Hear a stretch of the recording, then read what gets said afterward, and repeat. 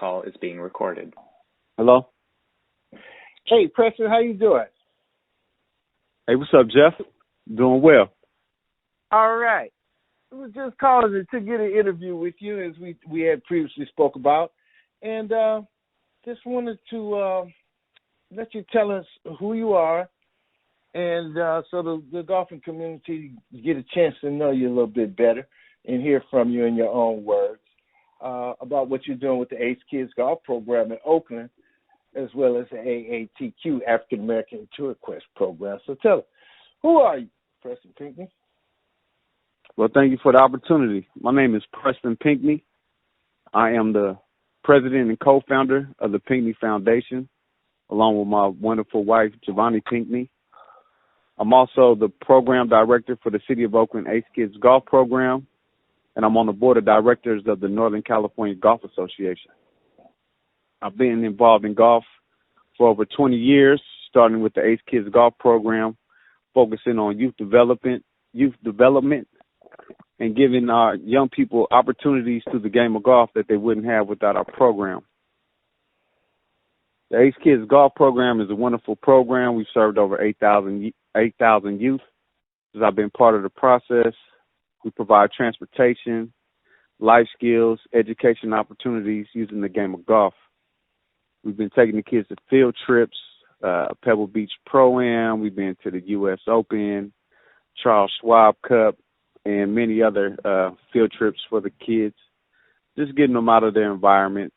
The program is great. We get the kids out of their neighborhoods, bring them to the golf course, and show them another way of life. You know, we show them the etiquette of golf, the life skills, the etiquette, the respect, and then we also teach them, you know, great golf skills as well. So it's been a great ride over the past 20-plus years. My involvement... Oh, go ahead. How many youth are we talking about, let's say, in your career? Because you've been with the Ace Kids Golf for, 20 years now, over 20 years plus? Yeah, March will be 21 years. And I would say 21. we served over 8,000 youth in the city of Oakland. Over 21 years? Correct. And how many are you serving now yearly?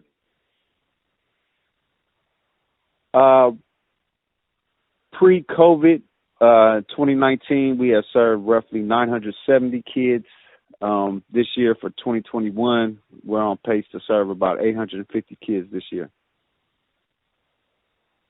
Now, it started off as a program for the inner city youth, correct, to introduce them to the game, but it's kind of involved and evolved more into a diversity situation for the youth, which is a good thing. Can you explain that to us, how that evolved? Yeah, so, you know, golf has been a pretty exclusive sport, you know, since, you know, I've been part of it and even before.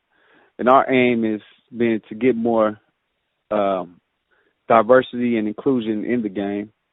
And what's been happening is, you know, our kids are growing up and they eventually grow out of our program, but they don't have additional opportunities for those that want to pursue careers in golf as PGA teaching professionals, or even those that want to go on and play professional golf on tour.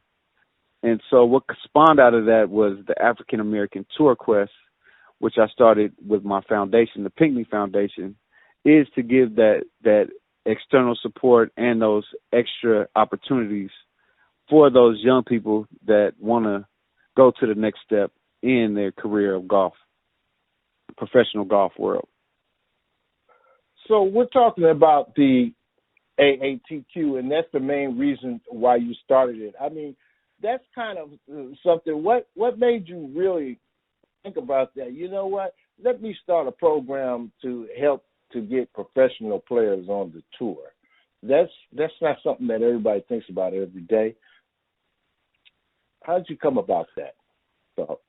Well, you know, that started years ago when you wrote your book, Invisible Golfers, and you talked about, you know, African Americans and their quest on the PGA Tour and some of the reasons why we didn't see as many minority golfers on tour.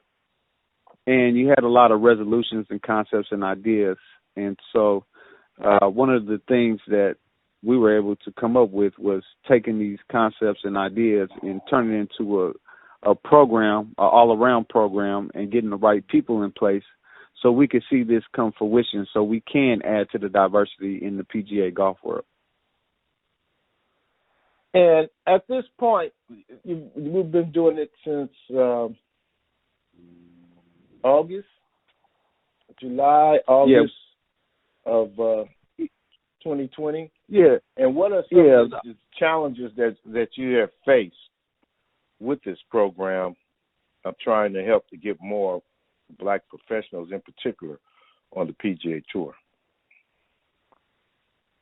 Well, I guess before we get into the challenges, we could talk about, some of our successes of what we've been doing. We've recruited a couple of amateur golfers. We have 3 amateurs that we work with, and we have a couple of professional golfers that we're working with. And so some of the things that we've done is we've helped one of them, go through the process to take his PAT, where we gave him a golf course manager, and he went out and worked with them weekly, to help him with golf course management. We also provided a sports psychologist and took care of numerous green fees in his preparation.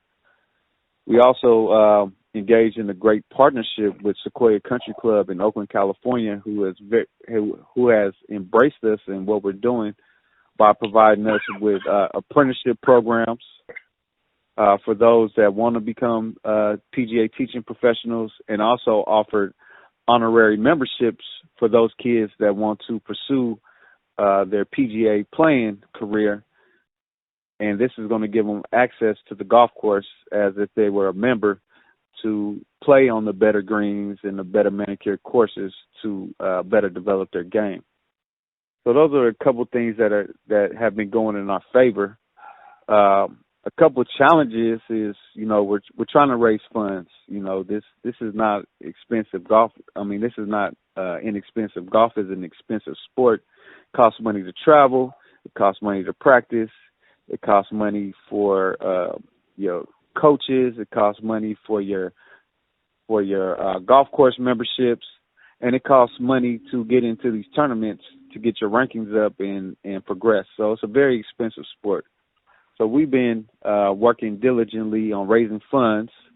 Our goal is to raise $100,000 in the next 6 months, so we'll be able to support our players in many different facets, including their transportation and also their green fees for their golf tournaments. And what's the mission as far as the number of players that you want to try to get onto the tour? So our goal with AATQ is to develop 5 PGA or LPGA tour playing professionals in the next 10 years. So that'd be 1 a year? Correct. But in order to do that, our goal is to recruit 5 to 10 players per year so we could bring them through our program. Our program is very meticulous. It's a system that's in place that you would see similar with Division I college or with professional golf organizations or professional sports organizations in general. Our team has PGA instructors, we have sports psychologists, fitness nutrition trainers, and we have partnerships with golf courses across the country for our golfers to have a great place to practice and play. And then also we formed a great partnership with the APGA, and so we're able to get exemptions for some of our players to participate to kind of take away some of the expense. And those are pros and amateurs, or just the amateurs that you worked out the exemption with? Currently, the exemptions are specifically for amateurs, but we're in talks, for a couple of our pros as well. You also might want to mention that this is for the LPGA girls that are on the LPGA Tour Quest, also the female golfers. also. So it's just not a male-oriented PGA Tour quest. It's also a LPGA Tour quest, correct? Correct. Yes, we want to include women as well, because women play a dynamic part in the sports world. You know, some of our best athletes, you could talk about Venus and Serena Williams, you know, the tennis stars. They've made a significant contribution to American sports. Right, and women throughout the history of golf itself, and particularly black golf, have made contributions with the various clubs, women's clubs throughout the years. And the need for more LPGA women is still high. How are you finding these players? And how many are really ready, what I call bona fide professionals, to get out there on the PGA Tour, in your estimate? Well, that's a tough question. To go back to your first question, how do we find the players? Well, we've been reaching out to players on online social media, following players' stats, you know, via the internet, and some of them have even reached out to us to see how we can support their initiatives. As far as how many of them are ready right now, you know, it's tough to say. We're just getting started. We're just putting our processes in place. We just signed our golfers this month, so we're really just starting our program. So we won't have a fair assessment for another 3 to 6 months to see where they're really at once they start their 2021 season. Oh, okay, I got you. So, and the program, how does that program work now? Are you just raising the money to give these players who enter into tournaments and fly around the different cities and play in these tournaments, or how does that exchange work? Like, you know, if I wanted to join, how does that go about? Do you just give me $20 and go out and play $20,000, or how does that work? Yeah, so each one of our athletes that we work with has a specialized plan, a development plan. Some players, you know, may need support with traveling expenses. Some players may need support with tournament entry fees. Some may need support, you know, paying for their monthly golfing, and some even might need help paying their rent. So each individual situation is different. But the one thing that we're doing is we're creating a team concept.